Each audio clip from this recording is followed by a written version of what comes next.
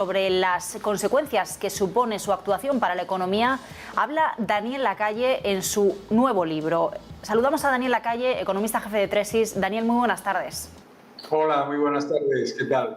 Bueno, pues aquí tenemos ese libro de Daniel Lacalle, Haz crecer tu dinero. Lo hemos estado leyendo y, bueno, pues cuadra mucho lo que cuentas, Daniel, lo que explicas en el libro con el momento económico que estamos viviendo precisamente. Y ligándolo con el dato de IPC que conocíamos hoy, precisamente queríamos preguntarte por qué una de las indicaciones que haces al principio del libro es que centrarnos en el IPC es un error, ¿no? Que esos índices de precios no pueden medir adecuadamente las consecuencias de la inflación, que son mucho más profundas en ese contexto de inflación monetaria, ¿no? Que tiene que ver con esos bancos centrales.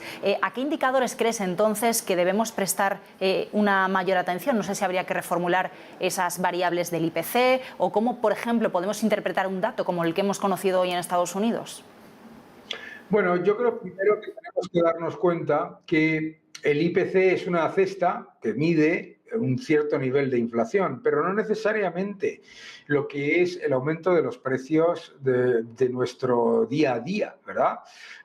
Por ejemplo, yo creo que es muy importante entender que en la cesta que mide el IPC, pues hay precios de cosas que compramos cada día, bienes, lo que llamamos no reemplazables, y cosas que no compramos cada día. Entonces, en el IPC, por ejemplo, entra la tecnología, el turismo, etcétera, que bajan el IPC, pero que no compramos cada día. Entonces, por eso, tanto el Instituto Nacional de Estadística como muchos analistas lo que hacen es analizar no solamente el IPC, que es una cesta y un elemento, sino analizar, por ejemplo, el índice de precios industriales, el índice de precios de los bienes y servicios básicos, etcétera, ¿no? Y yo creo que lo que es evidente es que lo mires como lo mires, el dato de inflación es extremadamente preocupante.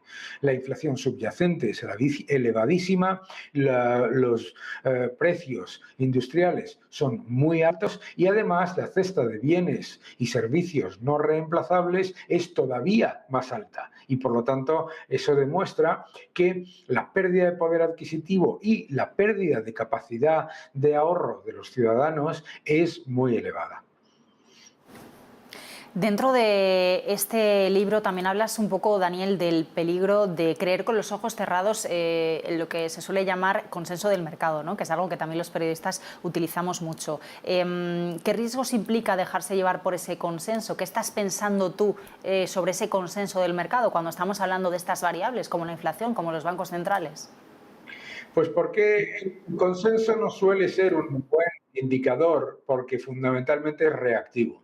El consenso hace año y medio pensaba que la inflación era temporal y que el crecimiento iba a ser muy alto. El consenso, y eso no significa que el análisis que tengan esos diferentes bancos y entidades financieras que conforman el consenso no sea interesante. El problema es que se agrega, se hace una media y además se incluye como lo que es un dato titular, ¿no? El PIB, la inflación, etcétera. Pero si analizamos lo que muchos de esos buenísimos analistas que conforman ese consenso están poniendo en evidencia, son tendencias completamente diferentes.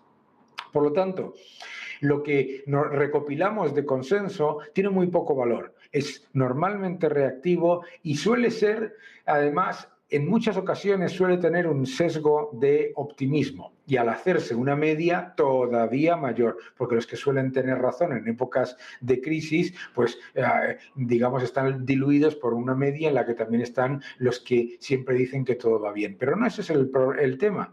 El tema es que hay dentro de ese consenso toda una cantidad de personas que analizan datos tendenciales de manera muy interesante y que lo que nos lleva muchas veces a equivocarnos es seguir exclusivamente el dato, porque lo hemos visto, por ejemplo, hoy con el dato de inflación. La media de los analistas tenía un dato inferior de inflación en Estados Unidos y, sin embargo, de todos esos analistas, por lo menos los que yo sigo, la inmensa mayoría también hablaban de riesgos al alza. Sí, efectivamente, hemos visto ese dato que no cumplía con el llamado consenso de mercado. Siguiendo con el libro, también haces hincapié en el quantitative easing o cómo el hecho de los bancos centrales han sido bueno, pues proveedores de liquidez al mercado y explicabas cómo esto ha disparado las distorsiones del mercado, de la economía, es algo que también hemos hablado contigo a veces en entrevista, pero ahora estamos en el momento contrario, ¿no? En ese proceso de reducción de balance. ¿Cómo crees que va a afectar todo este proceso de reducción de balance de los bancos centrales, de quitar toda esa inyección económica a los mercados? ¿De qué manera va a distorsionar? Bueno, ya lo estamos viendo.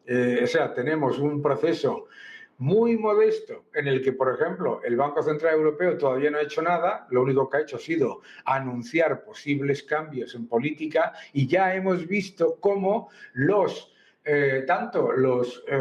primas de riesgo, los bonos, los diferenciales, etcétera, empiezan a saltar, las bolsas bajan, etcétera, etcétera, etcétera. Yo creo que el elemento fundamental aquí es que el impacto que tiene sobre el mercado es que nos está demostrando que había un exceso de, digamos, complacencia y un exceso de riesgo liderado precisamente por la actividad de los bancos centrales al hacer el activo de menor riesgo aparente, el bono a 10 años soberano, extremadamente caro, lo que hace es que los inversores durante todo ese periodo de exceso monetario toman cada vez más riesgo por menor rentabilidad. Y ahora, claro, pues se generan elementos de volatilidad, pero también genera oportunidades de compra, como todo, ¿no? Otros temas que también tocas en el libro, hablas en alguna parte de la burbuja de todo, por así decirlo, ¿no? Valoraciones nominales, relativas, disparadas de los bonos, materias primas, cripto, activos inmobiliarios. También lo relacionas con esos bancos centrales, ¿no? que encarecen el bono del Estado soberano. ¿Estaríamos ahora también en una burbuja de todo? ¿Cómo se pincharía o si es que está explotando esa burbuja del todo en el momento actual?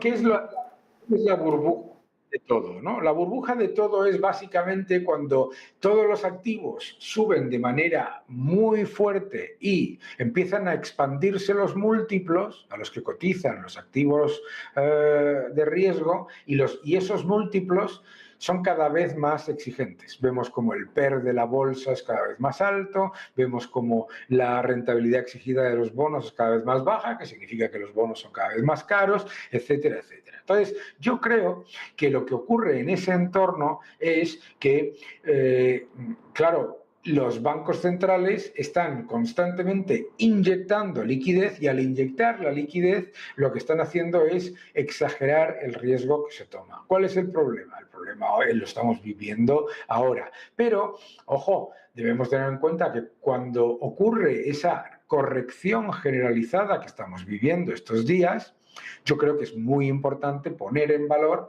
que cuando se genera una corrección generalizada, se generan también oportunidades en muchos sitios en donde no había grandes riesgos, ¿no?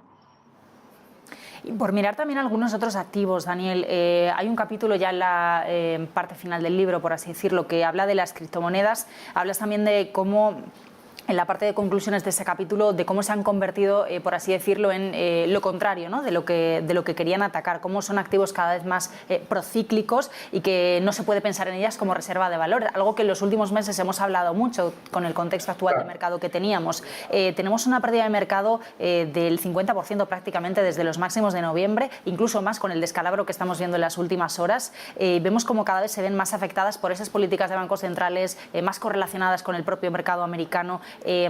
¿Cuál está siendo tu evaluación, ¿no? después de haber hecho ese repaso de los últimos meses de cómo está evolucionando el mercado cripto y cómo operar, ¿no? en un mercado así? Claro, las personas que realmente siguen el mercado de criptomonedas y que entienden que es un mercado en el que hay una enorme volatilidad y un enorme nivel de riesgo, claramente entienden que esto era algo que era más que, no digo predecible, porque no era predecible, pero que sí se podía dar, porque la propia lógica de las criptomonedas en cuanto a la oferta y la liquidez que tienen, pues genera enorme volatilidad. Pero claro, mucha gente se ha metido en criptomonedas pensando que solamente suben. Entonces, el gran problema que tiene el mercado ahora mismo es que las criptomonedas han demostrado que no son una protección contra la inflación, primero. Problema importante.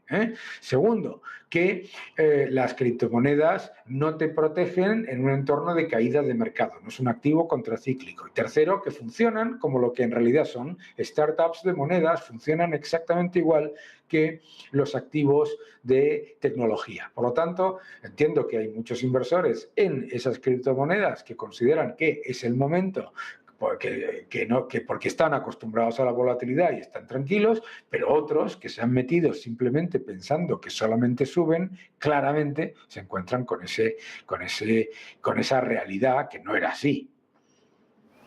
Pues Daniel Lacalle, muchísimas gracias. Tan solo unos minutos para conocer algo de las aproximaciones. Aquí tenemos el libro, se lo recomendamos a nuestros espectadores. Inflación, monedas, bancos centrales, materias primas también, oro, criptomonedas y algunos consejos, ¿no?, para invertir y para saber cómo funciona este mercado. Daniel, como siempre, un placer. Que pases buena tarde. Muchísimas gracias. Gracias a todos. Bueno, pues ahí teníamos algo de análisis.